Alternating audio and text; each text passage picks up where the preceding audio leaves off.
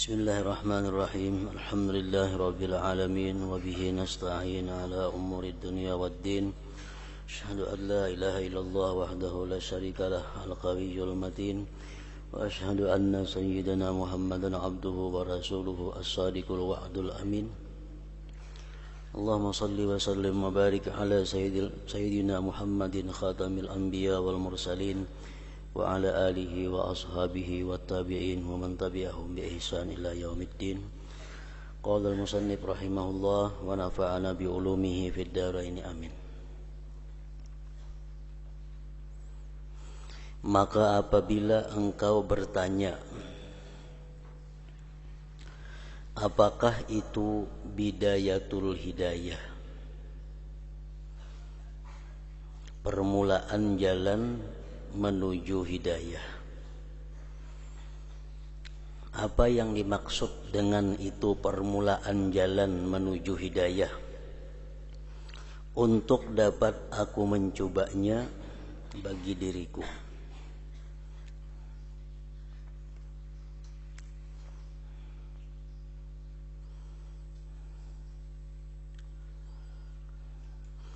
Maka ketahuilah bahwa permulaan jalan hidayah itu ialah takwa yang zahir.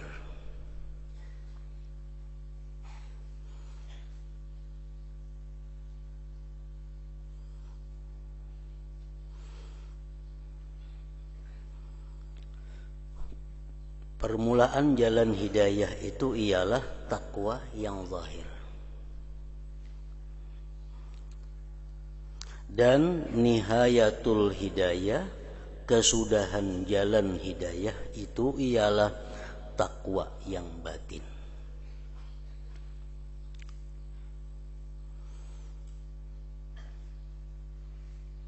Dan surga itu tidak akan dicapai kecuali dengan takwa.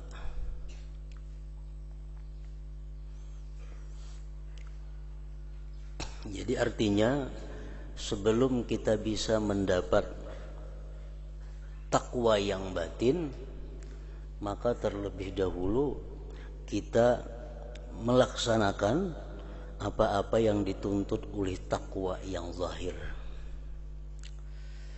Takwa yang zahir seperti melaksanakan apa-apa yang diwajibkan Allah kepada anggota tubuh kita, menjauhi apa-apa yang dilarang Allah terhadap anggota tubuh zahir kita. Nah, sesudah yang zahir-zahir itu kita bisa melaksanakannya, maka selanjutnya Allah akan memberikan kita hidayah untuk membersihkan batin kita. Selanjutnya Allah memberikan kita hidayah, petunjuk untuk mendapatkan takwa yang batin.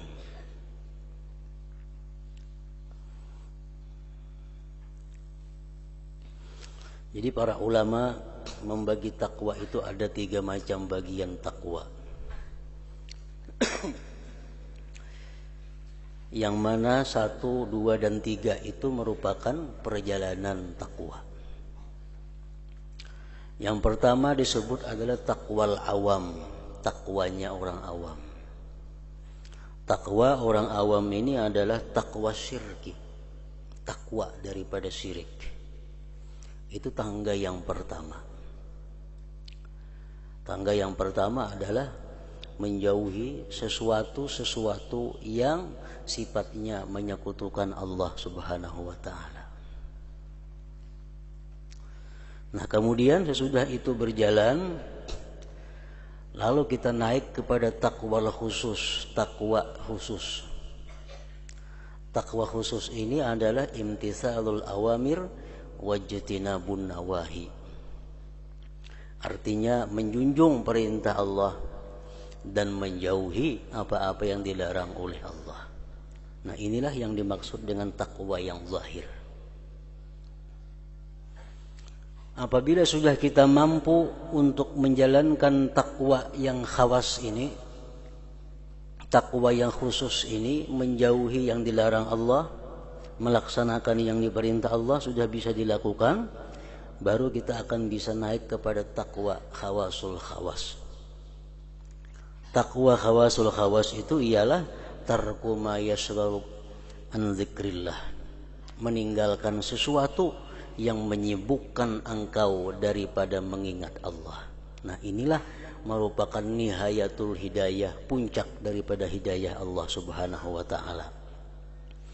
Apabila kita mampu meninggalkan sesuatu yang membuat kita lalai terhadap Allah, berarti kita sudah dapat puncak hidayah dari Allah Subhanahu wa taala.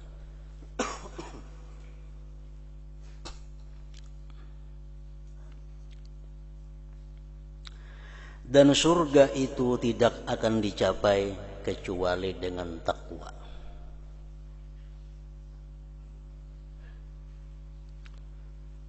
Tidak ada jalan lain untuk menuju surga, hanya takwa. Sebab dengan takwa itulah kita akan mendapat rahmat Allah Subhanahu wa taala.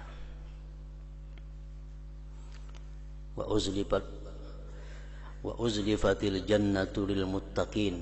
Firman Allah mengatakan, disediakan surga itu untuk orang-orang yang takwa. Wa jannatin arduhas samawati wal ardu uiddat lil muttaqin. Surga yang luasnya seperti langit dan bumi dikhususkan untuk orang-orang yang takwa. Jadi tidak ada jalan untuk menuju surga, hanya satu jalan, yaitu takwa kepada Allah Subhanahu wa taala. Dan tidak ada petunjuk kecuali bagi orang yang menyediakan dirinya untuk bertakwa. Kalau orang yang tidak ada minat untuk takwa, kada akan dapat hidayah dari Allah. Hidayah Allah itu hanya untuk orang-orang yang ingin bertakwa. Al-Quran mengatakan, "Dzalikal kitabu la raiba fihi hudan lil muttaqin." Al-Quran itu petunjuk lil muttaqin, bagi orang-orang yang takwa. Dan tidak ada petunjuk kecuali bagi orang yang menyediakan dirinya untuk bertakwa.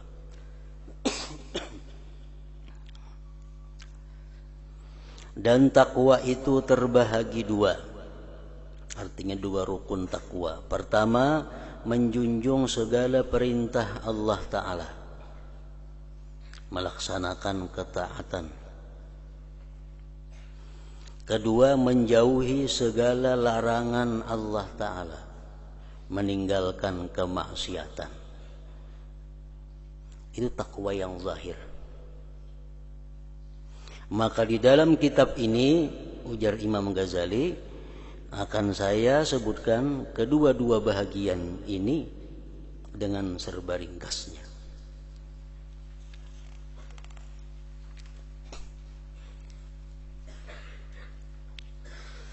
Bahagian pertama, adab-adab melaksanakan ketaatan. Ketahuilah olehmu bahwasanya perintah Allah itu ada yang fardu, wajib, dan ada yang sunat. Itu perintah Allah. Sebagaimana larangan Allah pun ada dua. Pertama haram, kedua makruh. Makruh itu jangan dikatakan boleh. Makruh bagian daripada larangan Allah. Larangan itu ada yang kuat, ngarannya haram. Ada larangan itu yang tidak kuat, ngarannya makruh. Larangan mencakup haram dan makruh. Sebagaimana perintah pun yang kuat disebut adalah fardu atau wajib. Perintah yang tidak kuat itu ngarannya adalah sunat. Nah, jadi hukum ada tiga sebenarnya. Perintah, larangan, yang ketiga ibahah, boleh. Perintah wajib lawan sunat, larangan haram dan makruh, yang kelima boleh.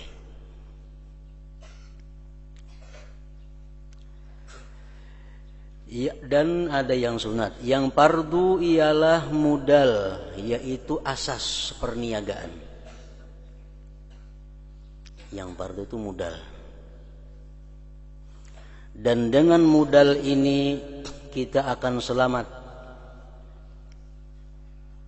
Sedangkan yang sunat itu ialah keuntungan. Dan dengan keuntungan ini kita akan mendapat beberapa derajat kelebihan. Dengan kita melaksanakan yang fardu,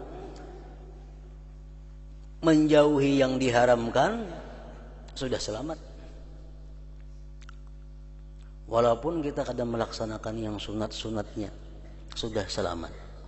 Cuma untuk mendapatkan beberapa derajat yang tinggi, mendapatkan beberapa keuntungan fasilitas yang ada di surga, itu mesti ditambah dengan meninggalkan yang makruh dan melaksanakan yang sunat-sunat. Makin banyak ibadah sunat yang kita lakukan, makin banyak fasilitas surga yang diberikan Allah kepada kita. Jadi kada sama di surga kaina orang nang sembahyang witir sarakaat lawan nang sembahyang witir 3 rakaat. Kada sama dalam surga itu orang yang berzikir 100 kali sehari dengan orang yang berzikir 1000 sehari. Karena amaliyah itu akan memperbanyak kenikmatan fasilitas yang diberikan Allah Subhanahu wa taala kepada kita. Ibnu Mas'ud mengatakan bahwa kalian itu bisa lulus menyeberang dari mahsyar menuju surga. Kalian bisa lulus menyeberang Siratal Mustaqim itu bi'afwillah, dengan kemaafan Allah. Dengan sebab kemaafan Allah yang sangat menunjul, kita bisa menyeberang sampai ke pintu surga. Andai kata Allah tidak menampakkan kemaafannya kepada kita, kita kada akan bisa lulus menyeberang Siratal Mustaqim, itu pasti gugur. Nah, jadi untuk bisa menyeberang Siratal Mustaqim, itu yang diandalkan adalah afwullah, kemaafan dari Allah. Nah, kemudian kita bisa masuk surga birahmatillah, dengan rahmat Allah. Jadi di waktu menyeberang Siratal Mustaqim, masuk ke dalam surga, amal kita belum berfungsi. Semata-mata yang menunjuk adalah kemaafan Allah, kasih sayang Allah. Kita bisa masuk surga. Nah, kemudian di dalam surga itu tingginya derajat kita, banyaknya fasilitas yang bisa kita nikmati, itu dibagi menurut banyak sedikitnya amal ibadah yang dilakukan di dalam dunia ini.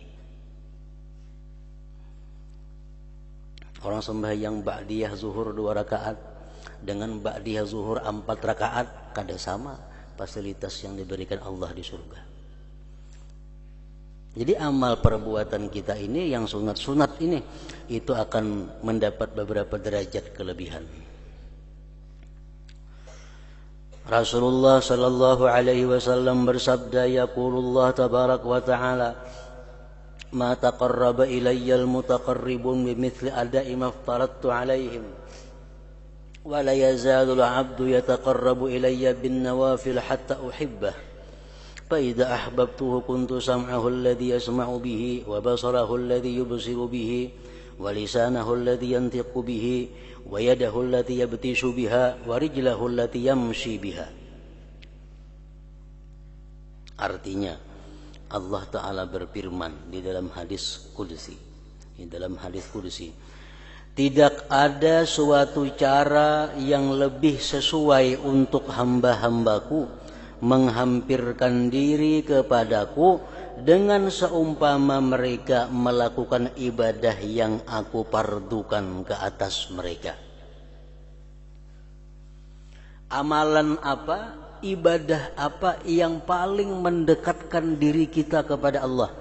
Ibadah yang fardu, itu yang paling mendekatkan diri kepada Allah. Melaksanakan yang wajib, melaksanakan yang fardu, itu merupakan ibadah yang paling menghampirkan kita kepada Allah. dan senantiasa seorang hamba menghampirkan diri kepadaku dengan menambah amalan yang sunat-sunat setelah mereka melakukan yang fardu-fardu sehingga aku mencintainya.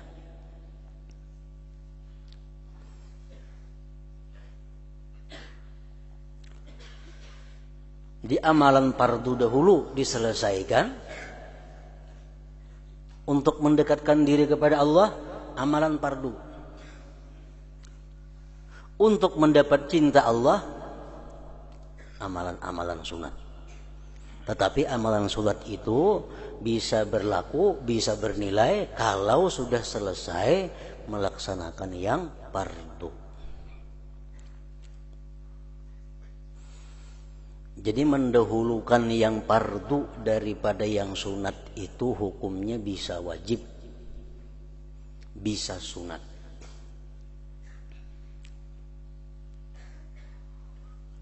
Mendahulukan yang wajib atas yang sunat hukumnya bisa wajib, bisa sunat.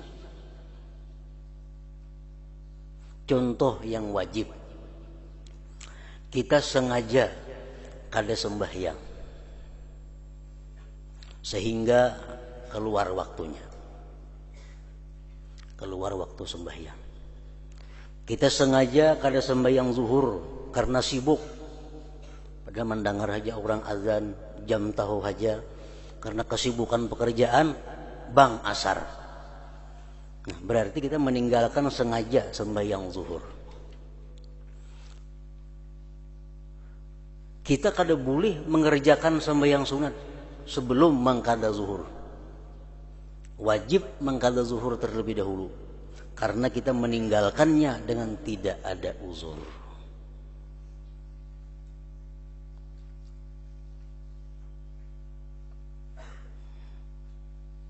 Orang sengaja kada puasa di bulan Ramadan, sengaja kada puasa. Begitu habis Idul Fitri, dia wajib bersegera mengqada puasa itu. Jangan puasa anam. Kenapa? Karena ada hutang yang wajib, ada hutang yang sengaja yang belum dibayar. Ini contoh yang wajib mendahulukan sunnah. Ada duit 10.000 rupiah, duit 10.000 rupiah. Hari ini sampai bayar hutang lawan orang 10.000 rupiah. Duit lain kada ada diisi lagi. Ini pembacang dibayarkan 10.000, maka hari ini jatuh tempo hutang janji hari ini. Nah, dia wajib menggunakan duit 10.000 itu untuk membayar hutang. Jangan hendak bersedekah, jangan hendak berwakaf. Kenapa? Karena hari ini duit 10.000 itu satu-satunya duit yang bisa dibayarkan ke hutang yang pada hari ini hutang itu jatuh tempo. Nah, itu hal-hal yang wajib didahulukan daripada yang sunat. Ada lagi hal-hal yang hanya sunat mendahulukan wajib atas yang sunat. Sunat mendahulukan yang wajib atas yang sunat. Contohnya, kita kelupaan atau taguringan sehingga kelewatan waktu sembahyang. Guring jam 11:30, bangun pukul 4. Berarti zuhur taguringan, kada tahu, kada mendengar apa-apa. Nah, dalam keadaan seperti itu dia sunat mendahulukan mengqadha zuhur daripada sembahyang sunat. Sunat mendahulukan mengqadha. Kenapa kada wajib? Karena dia ketinggalan zuhurnya itu kada sengaja. Nah, sama perempuan-perempuan yang haid, perempuan-perempuan yang nifas, kada puasa bulan Ramadan. Sesudah Idul Fitri, dia sunat menyegerakan mengqadha puasa itu daripada melaksanakan puasa sunat. Lebih baik mengqadha itu daripada puasa sunat. Tapi kada wajib karena ketinggalan puasanya disebabkan uzur, bukan kesengajaan. duit 10.000 rupiah. Jumat akan datang sampai timpu bayar hutang 10.000. Hari ini belum sampai lagi timpunya. Nah, boleh aja mensedekahkan 10.000. Kenapa? Karena hutang belum sampai timpunya. Nah, jadi di sini tadi bahwa ibadah fardu, ibadah wajib itu sesuatu yang paling mendekatkan diri kepada Allah. Dan senantiasa seseorang hamba menghampirkan diri kepadaku dengan menambah amalan yang sunat-sunat setelah mereka melakukan yang fardu-fardu, sehingga aku mencintainya. Maka apabila aku telah mencintainya, ujar Tuhan nih dalam hadis kudusi, bila mana aku telah mencintainya seorang hamba, maka akulah pendengaran yang ia mendengar dengannya, dan akulah penglihatan yang ia melihat dengannya, dan akulah lidahnya yang ia bercakap dengannya, dan akulah tangannya yang ia menyentuh dengannya, dan akulah kakinya yang ia berjalan dengannya. Kalau orang itu sudah dicintai oleh Allah, pandangannya orang tersebut adalah pandangan Allah. Artinya apa? Ada dua tafsir. Yang pertama menjelaskan artinya Allah selalu memelihara pandangannya daripada yang diharamkan. Kalau orang sudah dicintai Allah, ujar Tuhan, akulah lidahnya yang bercakap dengannya. Orang yang dicintai Allah setiap kali berkata adalah kata-kata Allah. Artinya dia terhindar daripada berkata-kata yang tidak disukai Allah. Dia dipelihara Allah berkata-kata yang tidak disenangi Allah. Kalau orang sudah dicintai Allah, tangannya pun dipelihara Allah daripada menjangkau, menjamah, menyentuh yang dilarang Allah. Orang yang dicintai Allah itu adalah orang yang dipelihara Allah kakinya daripada berjalan kepada hal-hal yang dibenci, dilarang oleh Allah Subhanahu wa taala. Walhasil, bila mana orang itu sudah dicintai oleh Allah, seluruh anggota tubuhnya dijaga Allah daripada hal-hal yang sifatnya maksiat yang diharamkan Allah. Seperti Bishrul Hafi, salah seorang aulia Allah, orang yang diyakini sebagai kekasihnya Allah. Bishrul Hafi ini beliau tidak akan bisa menjangkau makanan yang tidak halal. Diserungi makanan tuh kada halal, tangan sidin takang, kada kok bergerak. Kalau nang pacang dijangkau ini sesuatu nang kada halal. Kenapa? Tangan sidin dipelihara oleh Allah untuk menjamah, apalagi memakan sesuatu yang tidak halal. Otomatis di tengah orang undangan kah, di rumah kah, di mana kah, bila makanan itu ada kada halal, tangan sidin mati, kada kok bergerak. Nah, bila makanannya halal, kada jadi masalah. Itu Bishrul Hafi. Ada lagi Haris Al-Muhasibi, la yadkhulu batnahu haramun aw syubhatun. Tidak masuk ke dalam perut sidin sesuatu yang haram atau syubhat. Ini lebih rendah daripada Bishrul Hafi. Kalau Bishrul Hafi tangannya sudah kada kau menjangkau. Kalau Haris Muhasibi ini rakungannya kada kau menaguk. Begitu nang dimakan nih haram, muntah sendirinya. Begitu dimakan nang syubhat, muntah sendirinya. Nah, dipelihara oleh Allah Subhanahu wa taala.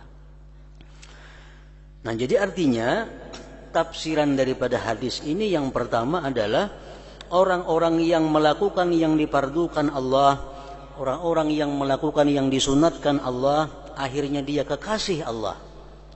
Akhirnya jadi kekasih Allah. Allah pelihara tubuhnya daripada perbuatan-perbuatan yang maksiat. Nah, ada lagi tafsir yang kedua daripada hadis itu adalah orang-orang yang melaksanakan keparduan, orang-orang yang menunaikan yang sunat-sunat, akhirnya dia kekasih Allah. Akhirnya orang tersebut jadi kekasih Allah. Nah, bila orang sudah jadi kekasih Allah, apapun yang dilakukannya diampuni oleh Allah.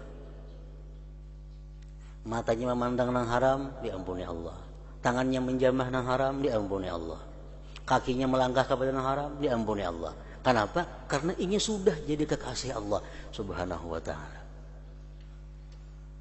Ada satu ungkapan yang mengatakan idza ahabballahu 'abdan qala lahu if'al ma syi'ta qad ghafartu lak. Idza ahabballahu 'abdan, apabila Allah sudah mencintai seorang hamba. Allah sudah mencintai seorang hamba. Kenapa dicintai Allah seorang hamba ini? Karena dia konsekuen melakukan yang diwajibkan Allah. Dia meninggalkan yang dilarang Allah. Dia melaksanakan yang disunatkan Allah. Akhirnya dia dicintai oleh Allah. Nah, kalau Allah sudah cinta kepada orang ini, ujar Tuhan, ya abdi, ya habibi, hai kekasihku, if'al ma syi'ta, perbuat apa yang kau mau, qad ghafartu lak, engkau sudah kuampuni. Nah, jadi matanya memandang kepada yang haram, dimaafkan Allah. Kakinya melangkah kepada yang haram, dimaafkan Allah. Kenapa? Karena dia sudah dalam kekasih Allah Subhanahu wa ta'ala. Dan engkau wahai penuntut tidak dapat melaksanakan segala perintah Allah Ta'ala kecuali dengan menguasai hati dan seluruh anggotamu pada sekalian masa dan napasmu. Bermula daripada pagi sampai ke petang, sampai kemarian.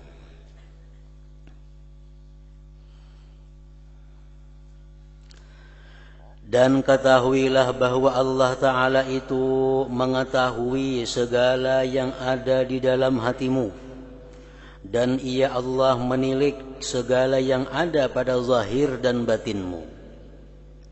Dan Ia mengetahui segala masakmu, lintasan hatimu, dan segala langkah-langkahmu, dan segala diammu dan gerakmu. Kada akan lepas daripada pengawasan Allah Subhanahu wa ta'ala. Dan sama ada engkau bergaul dengan orang ramai atau engkau duduk bersendirian, sebenarnya engkau senantiasa di dalam perhatian Tuhanmu. Maka tidak diam sesuatu yang diam di alam mulki, alam yang nampak oleh manusia, dan alam malakut, alam yang tidak nampak oleh manusia, dan tidak bergerak segala yang bergerak kecuali Tuhan yang menguasai sekalian langit dan bumi itu melihat dan mengetahui akan Dia. Tidak ada satupun makhluk sekecil apapun yang lepas daripada pandangan Allah Subhanahu wa ta'ala.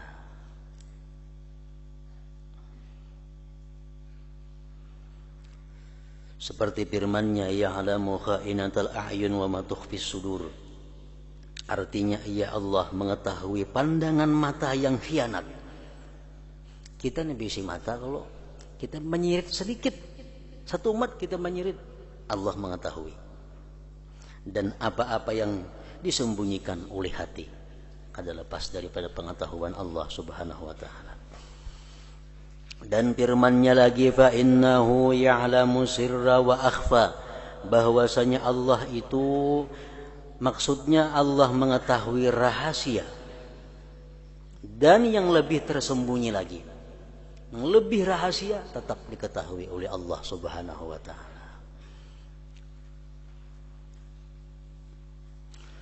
Maka jagalah adab-adabmu di hadapan Tuhanmu,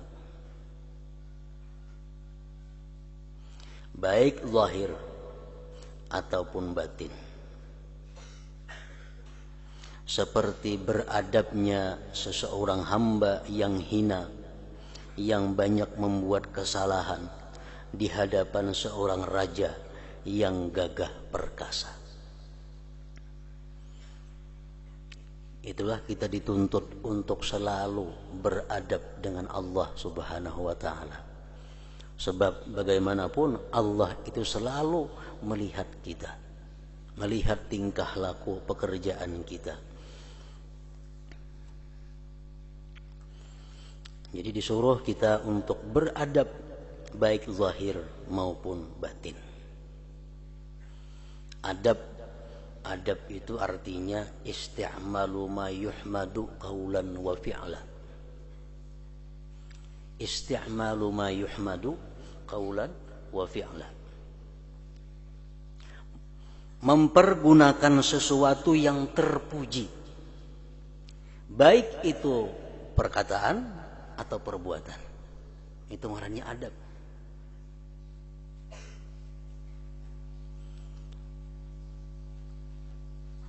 Memperlakukan sesuatu yang terpuji, baik itu perkataan atau perbuatan.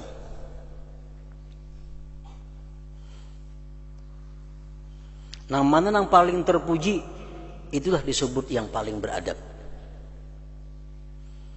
Umpamanya kita membaca Quran, duduk. Ada macam-macam duduk, jenis duduk macam-macam. Duduk mana yang paling dipuji? Bila kita kawa melakukan, berarti kita paling beradab. Paling beradab. Duduk ada basila, ada bahunjur, ada baangkat batis sebalah, ada sila panggung, ada macam-macam duduk. Duduk tahiyat awal, duduk tasahud akhir. Duduk apa yang paling terpuji? Bila kita melakukan, berarti kita beradab duduknya.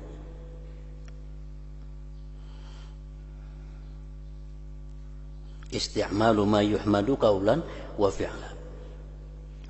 Jadi adab ini adalah semuanya. Adab bagaimana kita duduk, bagaimana kita makan, bagaimana berpakaian, bagaimana adab tidur, bagaimana adab sembahyang, bagaimana adab segala macam adab itu bersumber daripada Rasulullah sallallahu alaihi wasallam. Sembahyang itu macam apa nang beradab? Macam sembahyangnya Rasulullah. Jadi Nabi sallu kama ra'aitumuni usalli. Lihat, sembahyanglah kamu sebagaimana aku sembahyang. Sembahyanglah kamu sebagaimana kau lihat aku sembahyang. Karena cara sembahyang Nabi itulah yang paling baik adabnya. Macam apa guring yang paling baik? Macam guringnya Rasulullah itu guring paling beradab. Macam apa makan yang paling beradab? Macam makannya Rasulullah makan yang paling beradab. Jadi sumber adab daripada Rasulullah sallallahu alaihi wasallam. Karena beliau bersabda, "Adabani Rabbi fa ahsana ta'dibi." Ujar Nabi kita, mendidik akan daku oleh Tuhanku, melajari adab Tuhan kepadaku, maka dia baguskan mendidik adab terhadapku.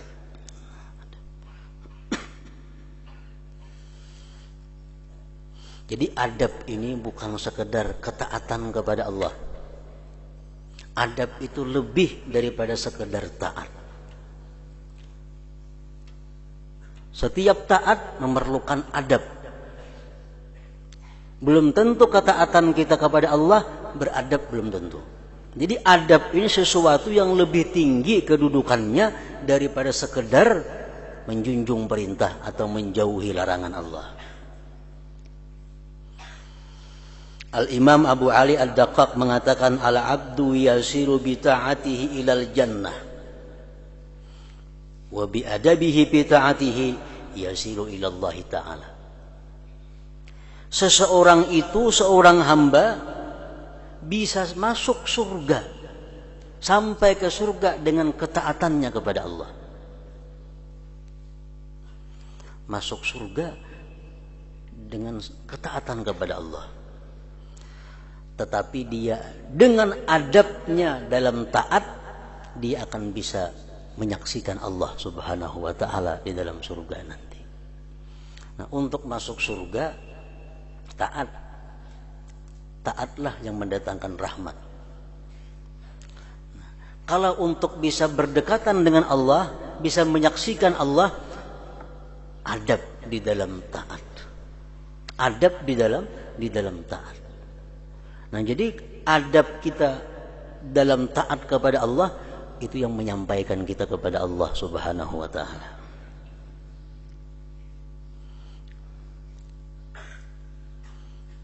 sembahyang umpamanya. Selawar colok. Pusat sampai lintuh tertutup. Sah aja kok. Sah sembahyangnya. Sembahyangnya taat ngarannya. Baju ada, gamis ada, baju putih ada banyak. Minyak kulir.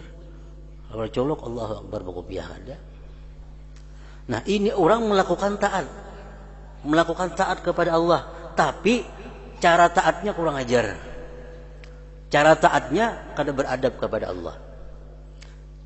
Jangankan menghadap Allah, menghadapi guru aja kada waninya selawar colok. Nah, menghadapi Allah berani selawar colok. Nah, ini contoh orang yang taat tapi kada beradab. Orang i'tikaf di masjid, baik i'tikaf, tapi batis behunjur ampah ke kiblat. Taat tapi kada beradab.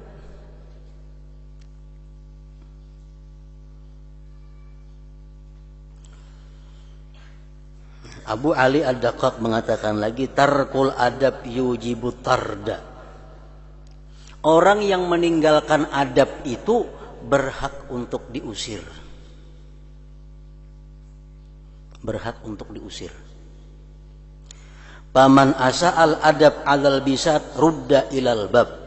Barang siapa tidak beradab di atas hamparan, ditaweng halat duduk tapi kada beradab, dia berhak diusir, duduk di pinggir lawangannya. Rudda ilal bab. Jadi duduk di taweng halat cuma kada beradab, berhak untuk dijauhkan ke belakang sana. Wa man asa'al adab alal bab, orang nang duduk di muhar lawang kada beadab juga. Rudda ila siyasatid dawab, andak kakurungan kambing hanya duduknya. Rudda ila siyasatid dawab.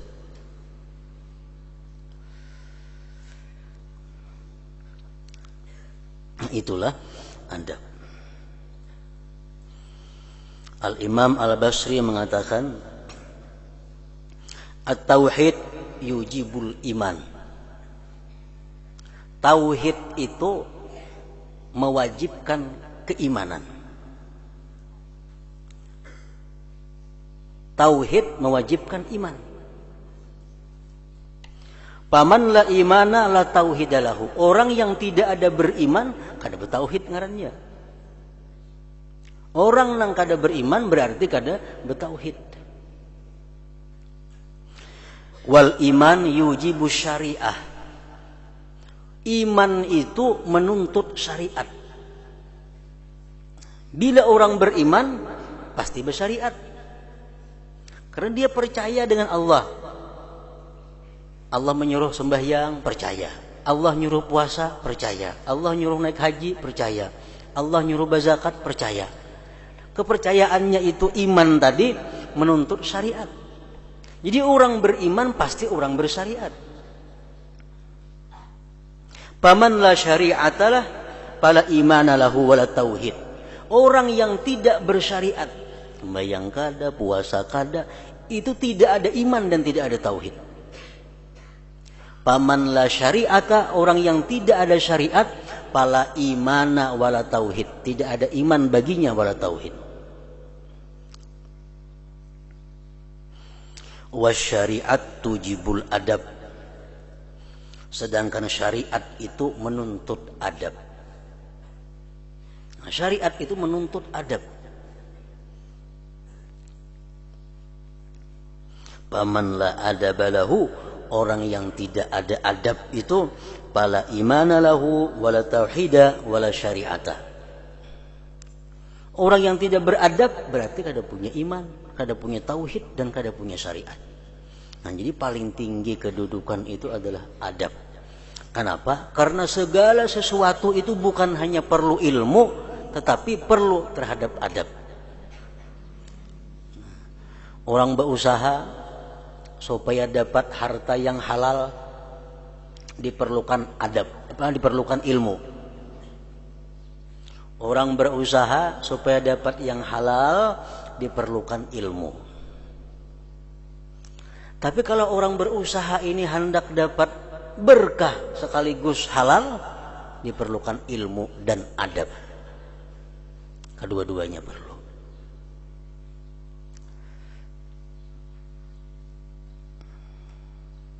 Nah, jadi kitab Bidayatul Hidayah ini adalah sabijian kitab ini mengatur adab-adab yang mesti kita lakukan kalau kita ingin mencontoh kehidupan Rasulullah Sallallahu Alaihi Wasallam. Dari awal sampai akhir berisi tentang adab-adab.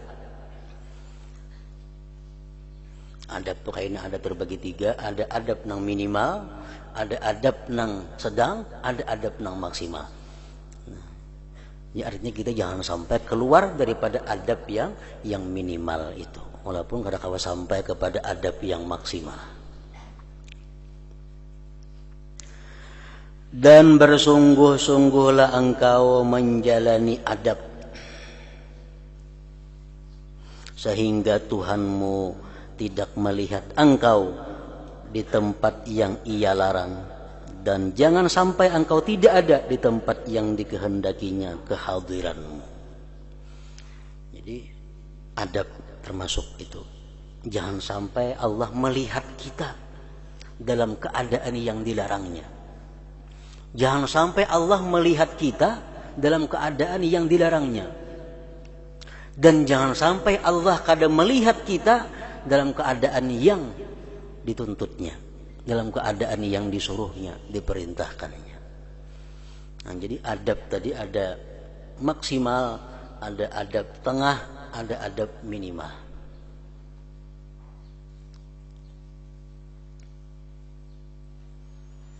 Contohnya macam kita belajar, kita beribadah itu cara duduk adabnya yang maksimal itu adalah berterimpuh. Macam tasyahud awal, ini adab yang paling baik, yang paling disukai oleh Rasulullah Sallallahu Alaihi Wasallam. Duduk macam tasyahud awal itu duduk yang paling maksimal adabnya. Bahkan di zaman dahulu ada para ulama-ulama, para aulia-aulia, kalau muridnya bersilal ada mau melajari, harus duduknya macam tasyahud awal.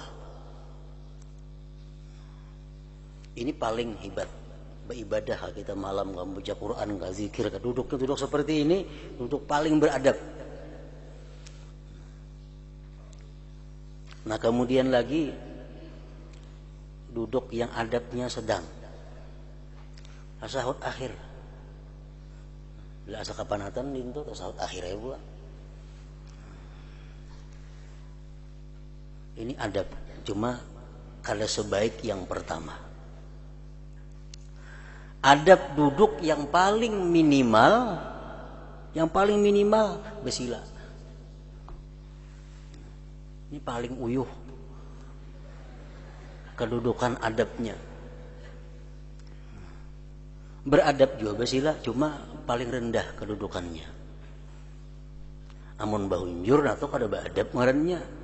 Baamal, baunjur, basandar, berarti sebab angka kayak apa kan, nah itu kada beadab.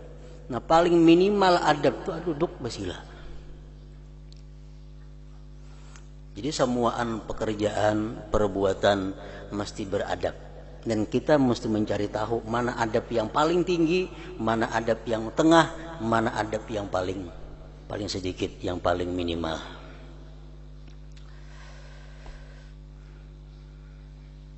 Dan engkau tidak akan mampu berbuat demikian kecuali engkau aturkan masamu baik-baik, dan engkau susunkan wiridmu, bacaanmu daripada waktu pagi hingga ke petang.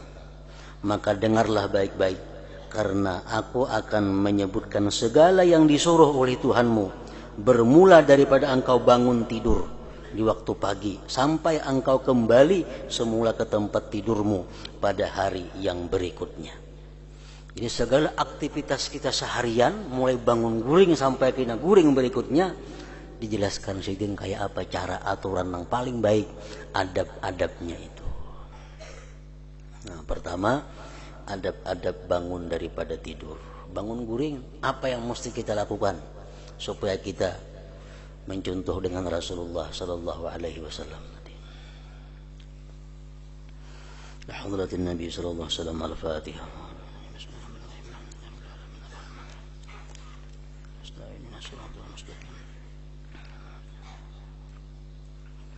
Bismillahirrahmanirrahim. Alhamdulillah rabbil alamin wa salli wa sallim wa barik ala sayyidina Muhammadin wa ala alihi wa sahbihi ajma'in.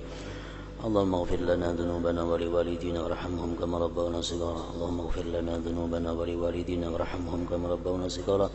Allahumma ighfir lana dhunubana wa liwalidina wa limashayikhina wa li ahbabina wa liman ahsana ilaina ولمن أحبنا فيك ولأصواجبات علينا وللمسلمين والمسلمات برحمتك يا أرحم الراحمين. اللهم انفعنا بما علمتنا وعلمنا ما ينفع وزدنا فهما وعلما وعملا. احفظنا واحفظ من معنا ومعنا من البلاء وكل ذي شر إنك على كل شيء قدير. صلى الله على سيدنا محمد وآله وسلم. الحمد لله رب العالمين.